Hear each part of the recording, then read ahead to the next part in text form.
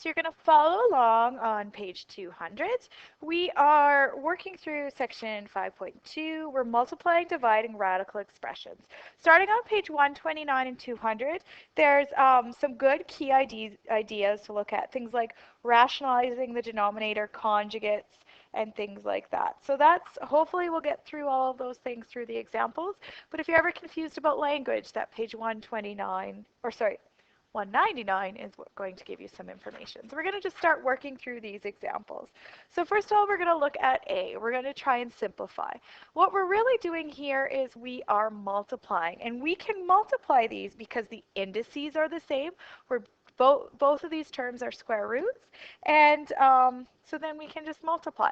So what we do is we multiply the coefficients together. So we have 3 times, there's like a 1 there.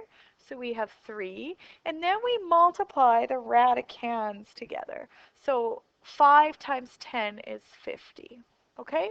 So this is technically correct, but it is not simplified. After we do this, we look at 50. Can that be written as the product of a perfect square? Well, yes, that is 25 times 2.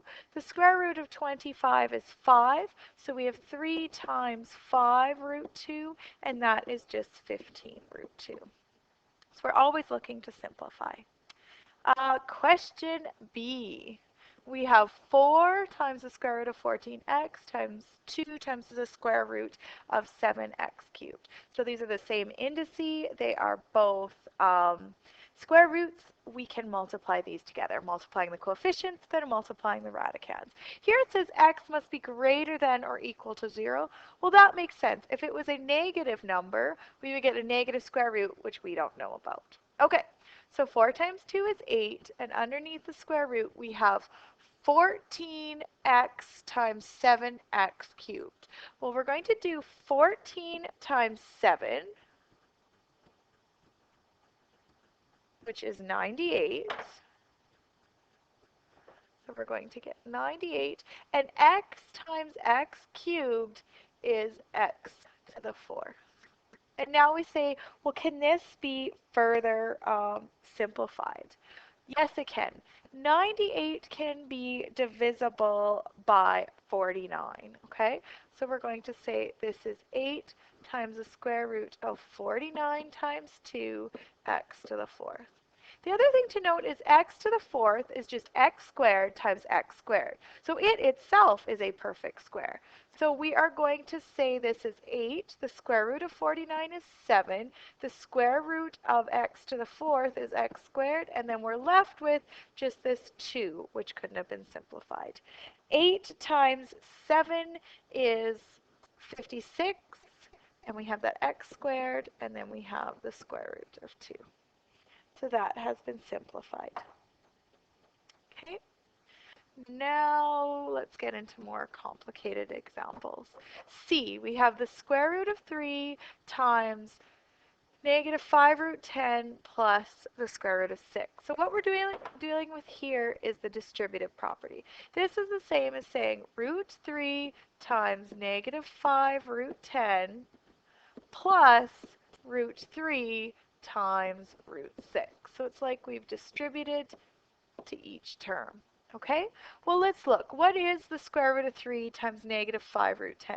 Well, we multiply the coefficients. So 1 times negative 5 is negative 5. Then we multiply the radicands because they have the same index. They're both square roots. So 3 times 10 is 30. Okay? And here the coefficients are just 1, and then we have the square root of 18. We're never done. What we're trying to do is we're trying to see if any of these can be simplified. Well, is 30 the product of a perfect square? Let's see, 1, yes. 4, 9, 16, nope, that's going to stay just the way it is. But I know the square root of 18 can be written as 9 root 2, and I know that the square root of 9 is 3. Oh, forgot a plus sign. Okay, so we have simplified that. Okay, let's look at D. Here we have 2 binomials. Whenever we have 2 binomials, we have to, in fact, FOIL. Okay? We're not scared, just foiling. We like to FOIL. I'm not worried. Okay? So first, We have 5 root 2x times negative 4 root 2x. Well, 5 times negative 4 is negative 20. Root 2x times root 2x, we could say that is the square root of 4x squared.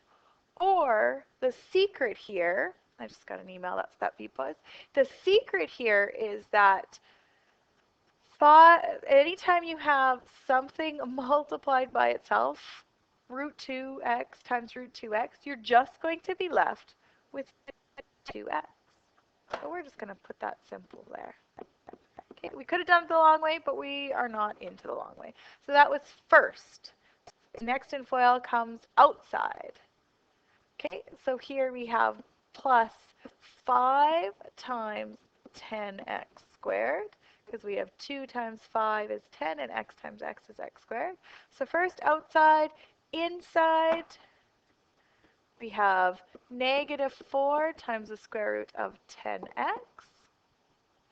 First outside, inside, and last. Root 5 times root 5x. So we're going to get the square root of 25x.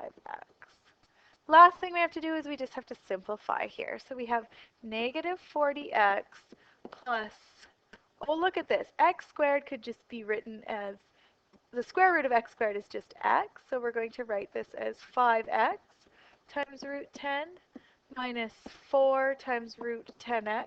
And notice I'm not simplifying these because I know 10 has no perfect square. Sorry, 10 is not divisible by any perfect square. Plus, well, the square root of 25 is just 5, and then I have root x. So negative 40x plus 5x root 10 minus 4 root 10x plus 5 root x. To be completely correct, we should say x is always greater than or equal to 0, because that was the restriction we were given here. Okay? Let's do this last example. Oh dear. This is not even scary. It just looks scary. It's following the same principles. We have the same indices. They're both cube roots. We're not scared of cube roots. We're going to multiply the coefficients, then we're going to multiply the radicands. Well, 7x times 3 is 21x. Now we're going to multiply everything that's underneath. 8 times 8 is 64. X times x squared is x cubed. Y squared times y squared is y to the 4th. Okay, now can we simplify this? Is 64 a perfect cube? I don't even remember, but luckily I have this here. I'm looking at my perfect cubes. Oh, look at that. 64 is just 4 cubed. My lucky day. Okay, so this is just 4 cubed, so I can write it as 21x times 4. Okay, I've taken care of that. X cubed, the cube root of that is just x. Now let's look at this y to the 4th. That's like y times y times y times y. Well, look, here's a perfect cube, and I have a y left over. So I'm going to take out my perfect cube, and I still have the cube root of y left. Okay, I just need to simplify this. 21 times 4 is 84. I have x times x. I have x squared y times the cube root of y. Okay, no problems there. Moving on. Okay, now we are going to divide. So there's a little rule in that we always rationalize the denominator. We do not like square roots on the denominator. And we're going to rationalize by multiplying by a very special form of 1. I'm allowed to multiply anything by 1. I don't change its value. What's 3 times 5 over 5? Well, guess what? That's the same as 15 over 5, right? That is still 3. I'm just going to change the form by multiplying by some special number 1 that I'm going to create, and I'm not changing the value, okay? That's something that's important here. I'm not, because this is an expression, it's not an equality, I can't do something to both sides. All I can do is multiply by the number 1 to maintain my value, okay? So let's look at this first one. I have the square root of 15xy divided by the square root of 5x. They're telling me that x is greater than 0 and y is greater than or equal to 0. Okay, well, let's look at this. Because they have the same index, because they're both the square root, I can rewrite this as the square root of 15xy over 5x. Now that I've written this like this, I can look at my radicand and I can say, well, what is 15 divided by 5? Well, that is just 3. X divided by x is just 1. So I simplified that to 3. And I'm just left with y. So I have simplified this entire thing to the square root of 3y, and then my restrictions still apply, where x is greater than 0, which doesn't really apply because there's no x's, and when y is greater than or equal to 0. So that's how I can simplify. Okay, let's look at B. This says that we're going to simplify 8 square root of 5 to root 3. Okay, well, doing that same strategy isn't going to get us quite as far. Well, 8 divided by 2 I can say is 4, and then I could write this as 5 over 3, but guess what? 5 over 3 doesn't, I can't simplify that. So I'm just going to leave it the way it is. I'm going to write it as root 5 over the square root of 3. What I don't like about this is I don't like that there is a radical in the denominator. I'm going to rationalize the denominator. I am going to multiply by the number 1. The very special number 1 that I'm going to choose is going to be root 3 over root 3. Okay, this is still the number 1. I'm not changing the value of this expression. Now when I multiply, I get 4 root 15, because 5 times 3 is 15, over the square root of 3 times the square root of 3 is the square root of 9, or in other words, it's just 3. Okay? Whenever I have the square root of something times the square root of something, I just get itself. I get 3. Okay? So this is simplified, and I know some of you are saying, really? Is that more simple than this? In math world, yes. That's better. Okay? So this is a simplified expression. If you put those in your calculator, you get the same decimal. Okay?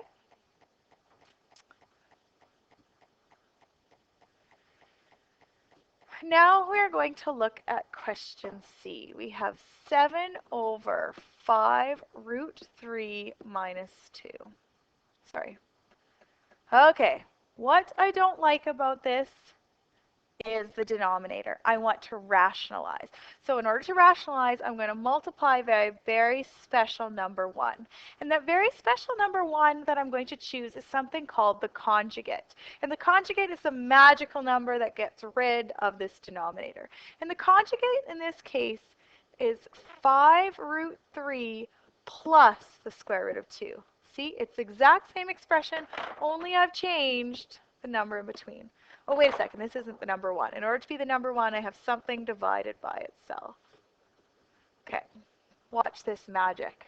So I'm going to distribute to get the numerator. I have 35 root 3 plus 7 root 2. Watch the magic on the bottom. So I have 2 binomials I'm going to have to FOIL. 5 times 5 is 25. Root 3 times root 3 is 3. First, outside I get plus 5 root 6. Inside I get minus 5 root 6. Last, I get negative root 2 times root 2 is 2. Look at this. These two middle ones, the two terms with any sort of radical, cancel out. This is kind of like a difference of squares, hey?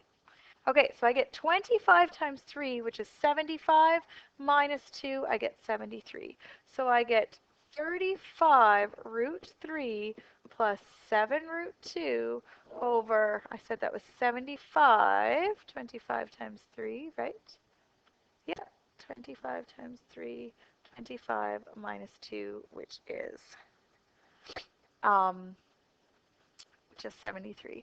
So a short form, when you're doing conjugates, you'll notice that you just have to look at the first terms and the last terms, looking at that negative sign there. Okay? So that is a conjugate. Okay? Conjugates are just They're binomials, they look the same, only we change the sign. Okay, our very last expression. Oh, they're trying to trick us here. They're putting in cube roots, but we're not even scared. Well, I'm not. You shouldn't be either. Okay. So we have the cube root of 8k over 3. Okay.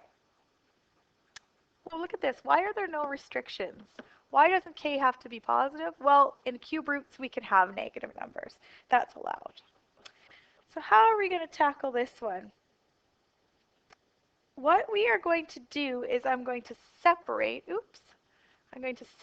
this into the cube root of 8k over the cube root of 3.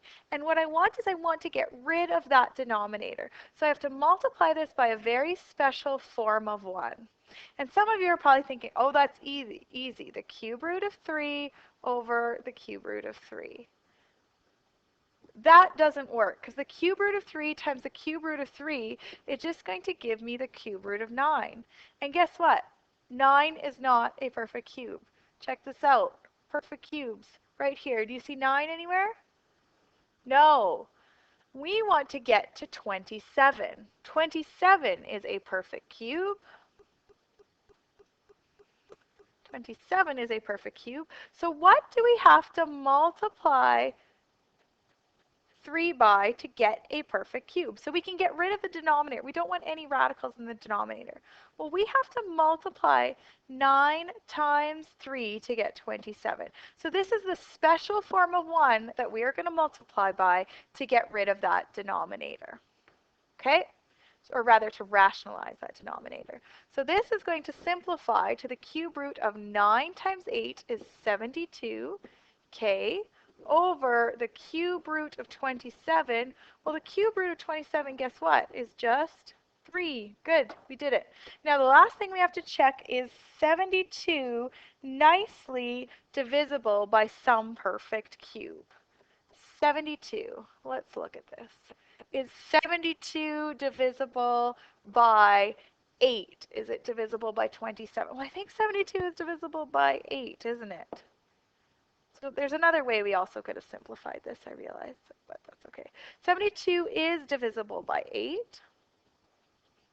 So we get 8 times 9k over 3. And the cube root of 8 is simply 2. So we have 2 times the cube root of 9k over 3. And some of you are saying, oh, we could have simplified that 8 right here, Miss Canton. Totally right. May have been more efficient. Whatever.